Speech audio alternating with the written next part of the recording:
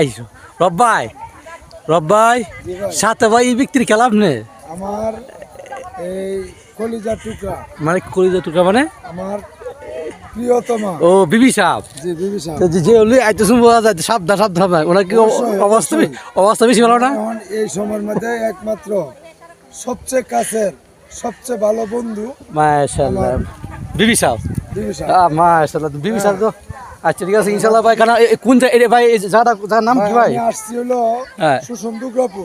জি আমরা আসছিলাম প্রথম হলো চুনামাটি এখন এলাকায়, এখন আসছি হলো আপনার ক্যান্টনমেন্ট এই যে কমলা বাগান বাগান, মাশাআল্লাহ কমলা বাগান পাহাড়। হ্যাঁ। সেই পাহাড় থেকে আমরা নামতেছি। আমার বিবি সাহেব মাশাআল্লাহ ভাই আসছে হয়তো কাছে। মাশাআল্লাহ দগর ভাই ইনশাআল্লাহ আমরা তো আমরা আমার বিবি সাহেবের জন্য আমরা অবশ্যই ভাই আমার জন্য দোয়া করবেন।